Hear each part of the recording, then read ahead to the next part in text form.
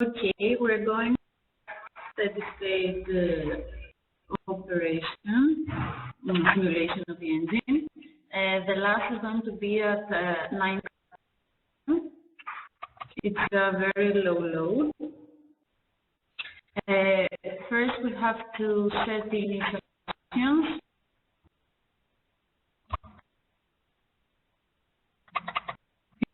Set the order speed at 9 p.m. Then we have to set the order speed of the governor, again at 90 RPM. And at the shafting system, the initial value of engine crankshaft speed is at 90 RPM. After that, we have to change the initial condition on the turbocharger shaft. For 90 RPM, we set the initial value of rotational speed at 11,500 RPM for the turbocharger shaft. After change the initial conditions at the engine scavenging receiver and the exhaust gas receiver. For the engine scavenging receiver, we have to set initial pressure and the initial temperature of the air entering the cylinders. For the initial pressure, we set at 2 bars and temperature at 12 degrees. Then we're going to continue with the exhaust gas receiver. Again, we have to set the initial values for the engine, for the pressure and the temperature of the exhaust gas receiver. We set the initial pressure at 1.5 bar.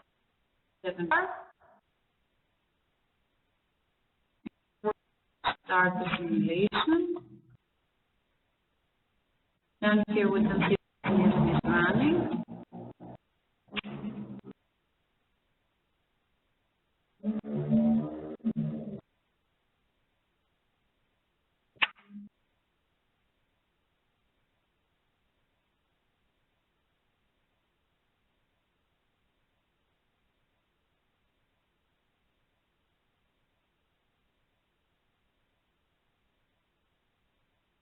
It might take some time because it's a very low load for the engine.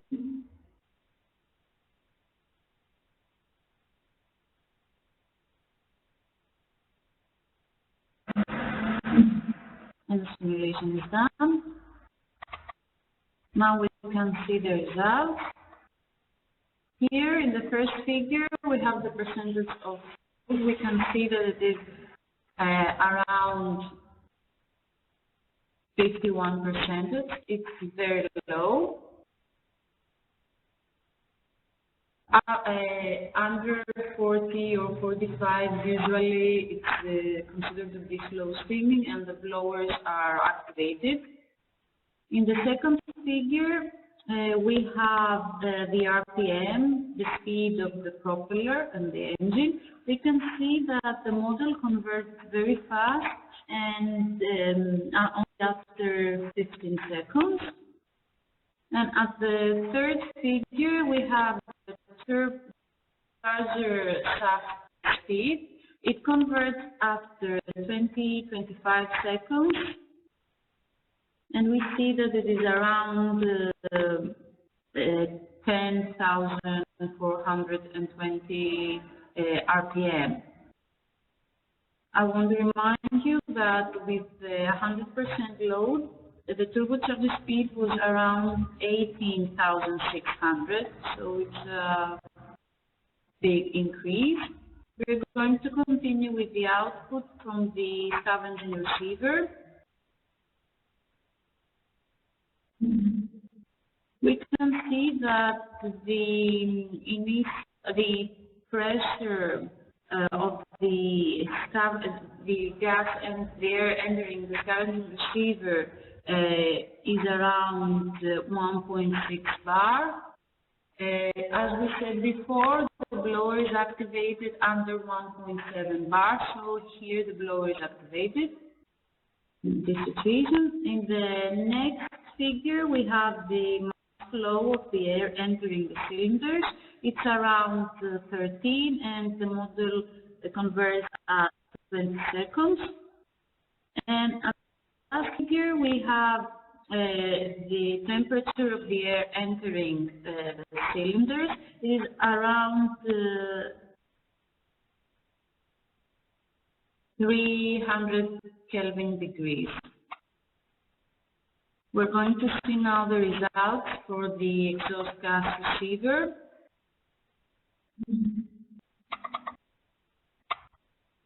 In the first figure, we have the pressure of the gas exiting the cylinder. It's around 1.5 bar. In the second figure, we have the mass of the gas exiting the cylinders. It's around 14. And at the last figure, we have the temperature of the gas exiting the cylinder. It's around 560 Kelvin degrees. We can also use the model to see the model has a brake-specific fuel consumption. And because it's easier, we can see the parameters in an Excel sheet if we don't want to use the output from the figures.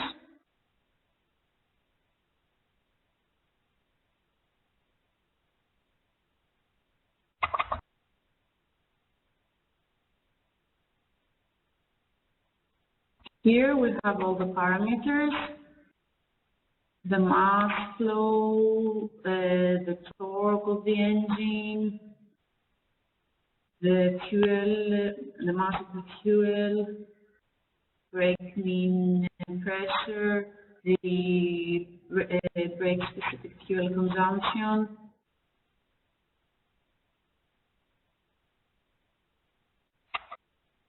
Now, the outputs of the steady-state simulation have been compared with data from the engine manufacturer, and we conclude that the model has adequate accuracy, so we can proceed to the transit engine operation runs. I have already prepared some transit operation runs. When we say transit operation runs, we mean that there is investigated the dynamic response of the plant under severe transients, such as rapid load changes. These can happen because of the weather conditions, because of a crash stop maneuver, and changes in the requested engine speed set point. In the first transit operating condition,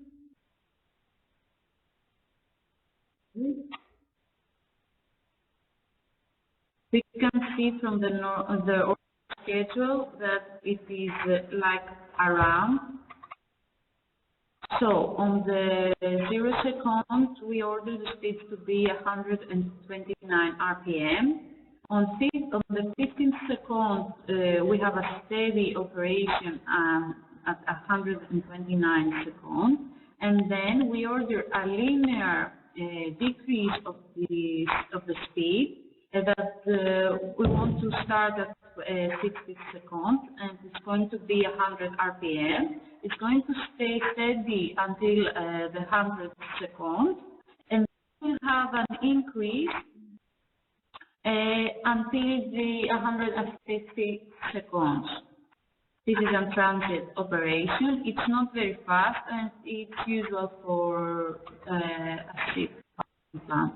The only thing to take notice is that the model has to be calibrated on the RPM of 100 RPM.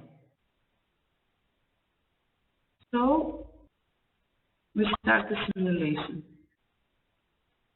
This might take some time.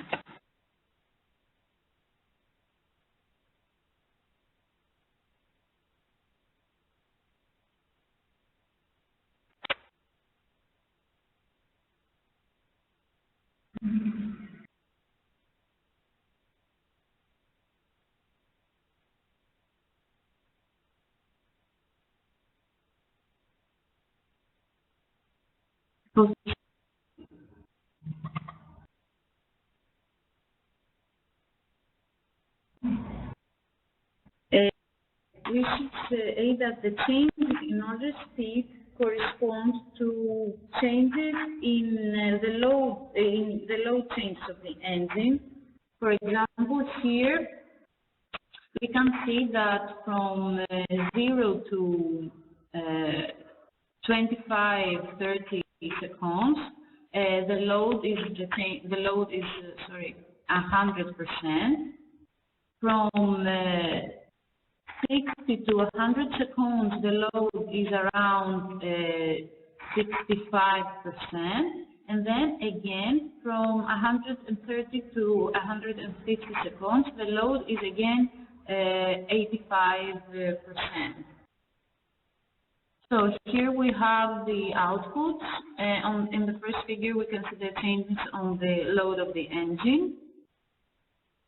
On the second figure, the changes in the speed of the engine. And on the last figure, we have the changes in the turbocharger shaft speed. We can see that the turbocharger has a small lag comparing with the propeller and the shafting system speed.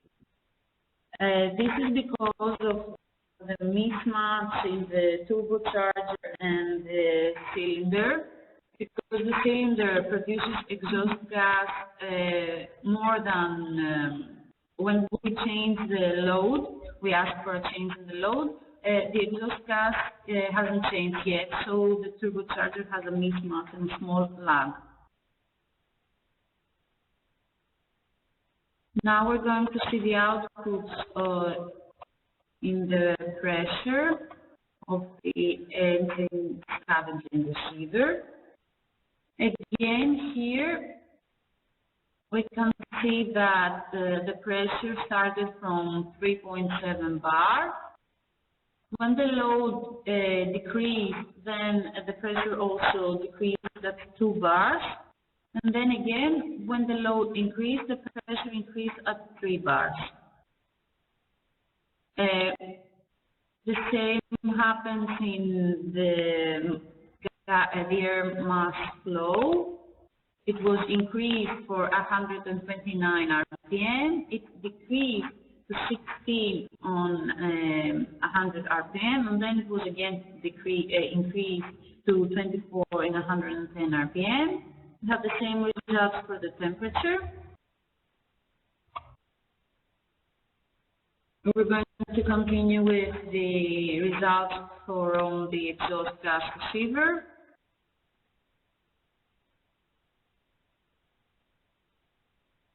Again, here we can see that the pressure started at 3.4. It decreased at 1.8, and then at 110 RPM it will increase again at 2.8. We have the same results for the exhaust gas mass flow, and for the temperature. We see a small mismatch in the temperature. This is because the exhaust gas temperature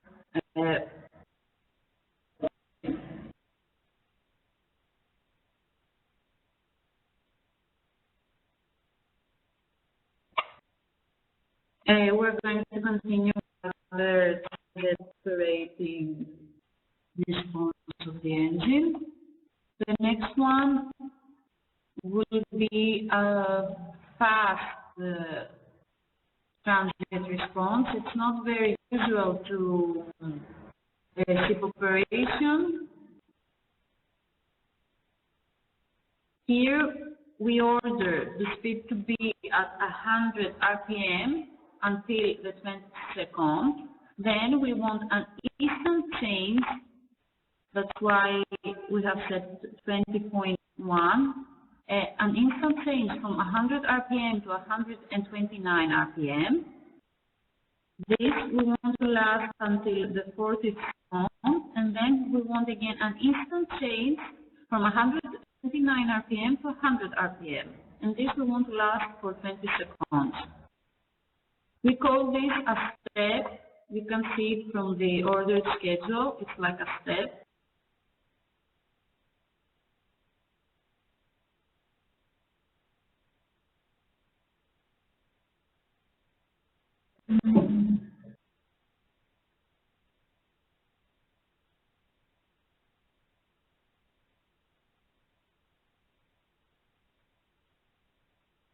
The simulation is over, so we can check the results.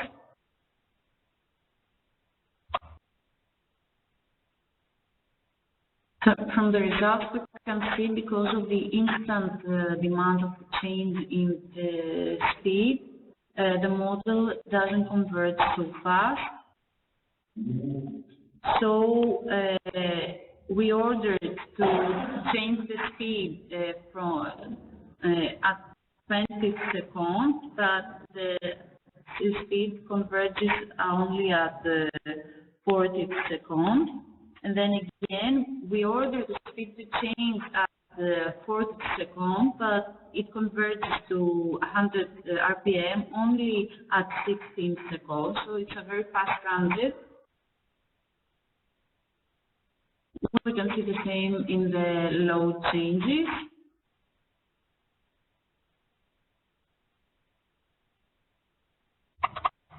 Now we're going to see the results in the engine scavenging receiver. Again, we have the same results.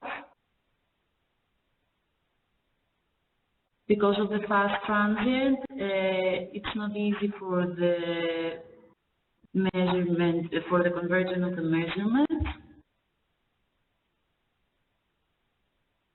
For the pressure, we can see that it reaches 3.5 bar only after 20 seconds. And then again, the pressure drops because we decrease speed, the order speed. The same is with the mass flow, the air mass flow, and for the temperature in the engine scavenging receiver.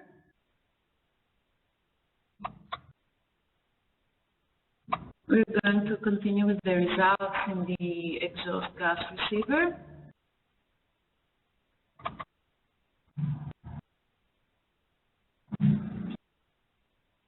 Again, here we see the changes in the pressure. When we ask up to 20 seconds for an increase in the speed, we see that the pressure also increases. But it doesn't actually converge because when it reaches the 3.3 bar, then we again at the 40 second ask for a decrease in the speed, so it must, before it converges, it changes again. We can see the same in the flow of the gas exiting the cylinders and in the pressure, in the temperature of the exhaust gas. So this was a very fast transient operation condition. Doesn't usually happens in a ship. The next simulation will be a slower transit response of the engine. Again, here we see that we have a ram. This is called a ram. With don't want an instant change in the speed. So here, at 0 seconds until the 13th second, we want the speed to stay steady at 100 RPM. Then for 30 seconds, there is a linear increase until 8 seconds when we reach the 129 RPM. And then there is a linear decrease for 20 seconds until we reach 100 RPM.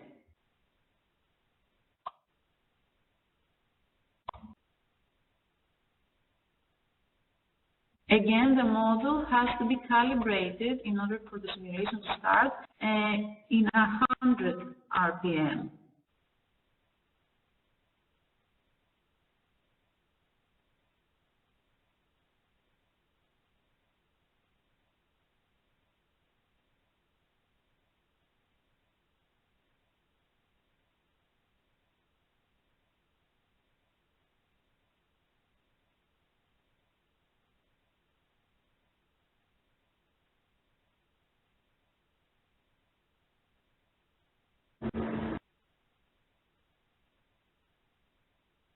The simulation is over, and now we can check the results.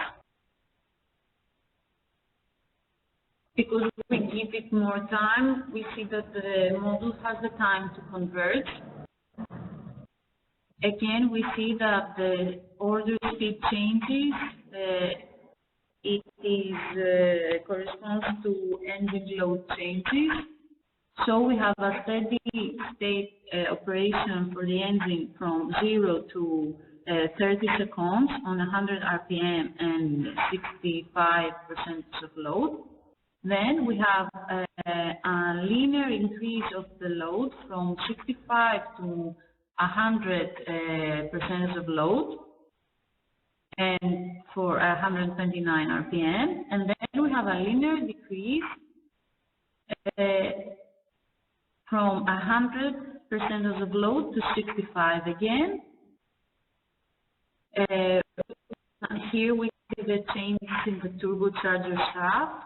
We started with 13,000 RPM, and the load was increased. Then the RPM of the turbocharger was again increased at 18,000, and then there were decreased with the decrease of the engine's load. Now we're going to see the results of the engine scavenging receiver.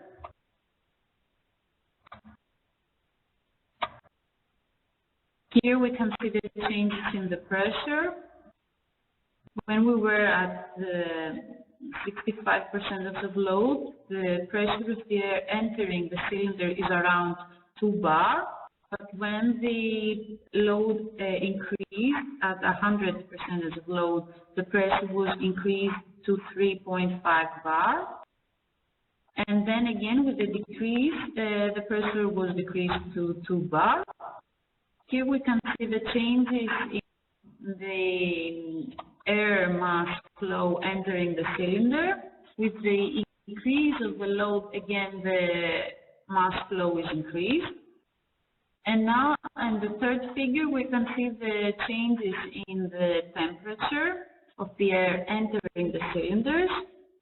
We can see that at 65% of load, the temperature is around 300, and at 100% of load, we have only a 15 degrees increase in the temperature. Now we can see the results in the exhaust gas receiver.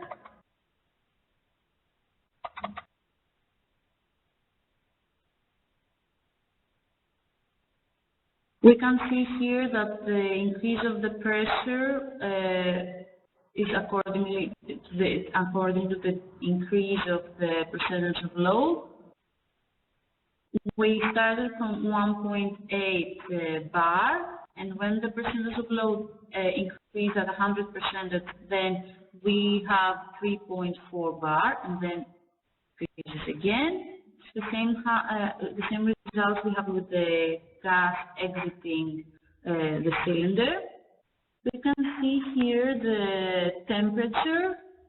The temperature when the load was around 65% was 560, and when the load increased at 100%, we have 120 degrees increase. We can compare it with the increase on the engine scavenging receiver. It was only 15 degrees, now we have 120 degrees.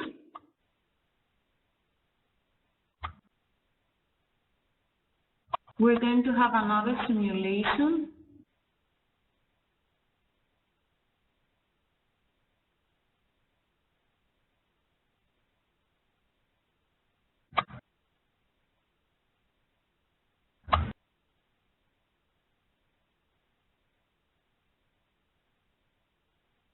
This is a very abrupt changes in the speed and in the load of the engine. From 90 RPM, the speed is going to change to 129 RPM, and then it's going to decrease again at 90 RPM.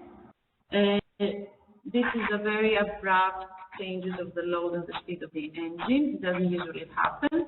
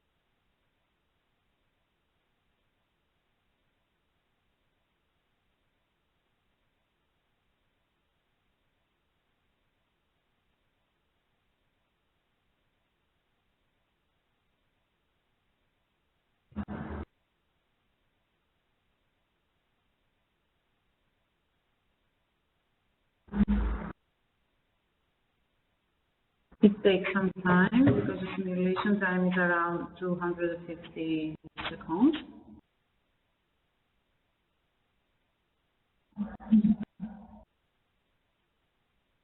Okay, the simulation is over.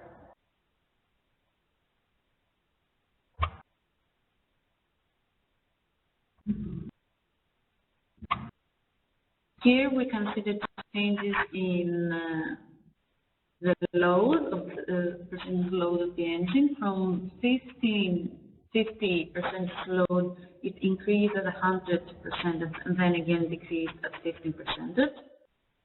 Here we can see the changes in the speed of the engine. From 90 RPM, it increased at 129 and then decreased at 90 RPM.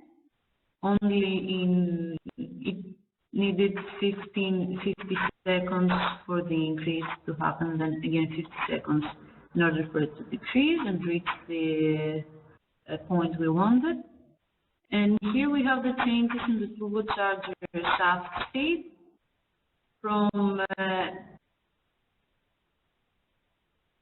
10,000 RPM. The turbocharger shaft speed increased at 18,000 RPM. It needed only 40 seconds, and then again after 40 seconds it decreased at 11,000 RPM. Sorry. Now we're going to see the outputs at the scavenging receiver.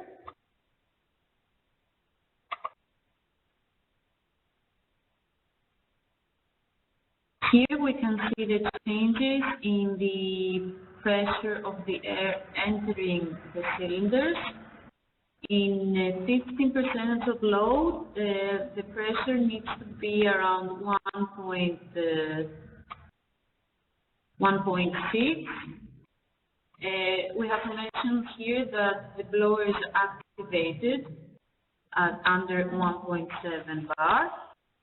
When the load reaches 100%, then the pressure increases at 3.7 bar. And then again, with the order decrease of the speed and correspondingly of the load, then again the pressure decreases at 1.6 bar. Here we can see the mass flow of the air entering the cylinder. From 15% of load to 100% of load, we can see that we have that the mass flow entering the cylinder is doubled, because it was 15 at 15% load and went up 30. And here we have the changes in the temperature of the air entering the engine scavenging receiver. It increases only 15 Kelvin degrees. Now we're going to see the results at the gas exiting the cylinder in the exhaust gas receiver. Here we can see the changes in the pressure of the gas exiting the cylinder. When the percentage of load was around 50%, the pressure of the air of the gas was 1.5. With the increase of the percentage of the load, the pressure also increases until 3.5 bar. Here we have the mass flow of the gas exiting the cylinders. We can see that the mass flow of the gas is almost doubled when the percentage of load is increased from 50% of load to 100% here. And here we can see the changes in the temperature of the gas exiting the cylinders. We can see that they have a slow, a linear increase here. This is because of the inertia of the gas exiting the cylinder and because of the mismatch of the turbocharger with the cylinders.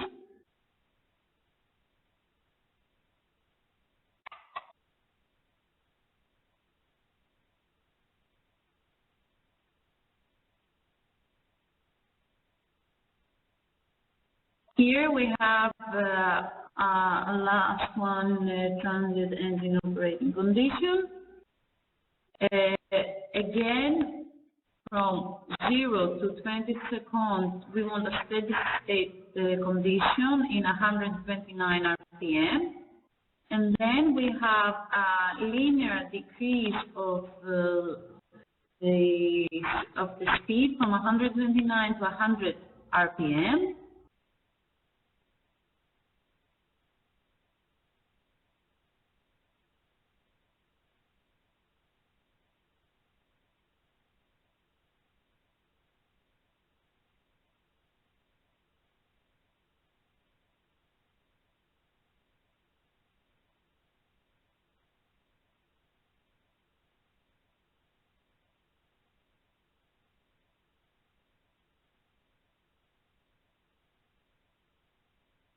The simulation is over. Now we can see the results.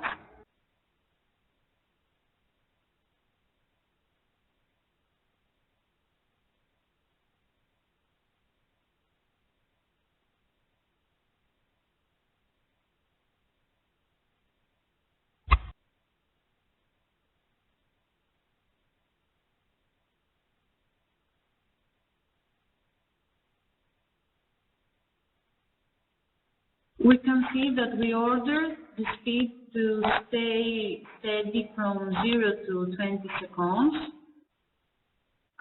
We ordered to stay at 109 RPM. Then we wanted the module to reach 100 RPM at the 40th second. We can see that the module converged at 56 seconds, so it needed 15 seconds in order to convert. Here we have the changes in the percentage of the load of the engine. And here we can see that the model converged at the 50 seconds, so it needed only 10 seconds in order to converge. Here we have the changes in the turbocharger shaft speed. We can see that the model converged after 10 seconds, 20 after we ordered the change in the speed from 129 RPM to 100 RPM. Going to see the results now in the engine scavenging receiver for the transit operation. We can see that the pressure from 3.7 bar in 100% of load, it decreased to 2 bar when the load decreased to 62%, which corresponds to 100 RPM. Here we can see the changes in the mass flow here entering the scavenging receiver. We can see that the mass flow was 29 and decreased to 16 when the percentage of load changed from 100% to 62%. Here we can see the changes in the temperature. They're mostly the same in every simulation we have, from 300 degrees to 300 degrees and 15. Now we're going to see the results in the exhaust gas receiver. We can see that the pressure from 3.4 bar decreased to 1.8 after the decrease of the RPM speed from 129 to 100. Here we have the changes in the mass flow of the gas exiting cylinders. We can see that it decreased from 26 to 17, but we can see that the decrease isn't that abrupt as the pressure. This is because of the huge inertia of the gas exiting the cylinder. We can also see the decrease of the temperature of the gas exiting the cylinder. This was the last simulation in transient engine operations. So the cycling mean value model was applied to investigate a two-stroke marine diesel engine. We can see the model of the engine here from MIN. This technique can be also used for a dual fuel engine. Initially, the mean cycle value engine model was set up, providing the required input data from the manufacturer. Then the simulation runs, we have some simulation runs under steady state operating conditions for various loads, and the required constants were calibrated so that the engine parameters are predicted with adequate accuracy. After that, after the calibration, we performed some engine transient operating conditions. It is derived from the simulation that the model gives adequate prediction for the engine operating parameters during fast transients. It has a reasonable execution time, and it is appropriate for advanced engine control system design studies.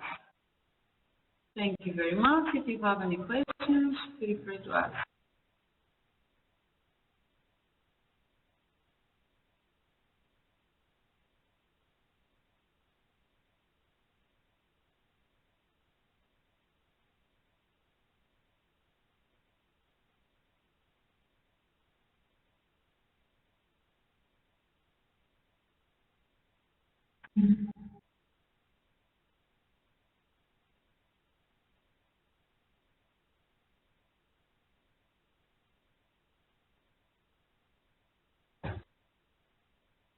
Do you have any questions?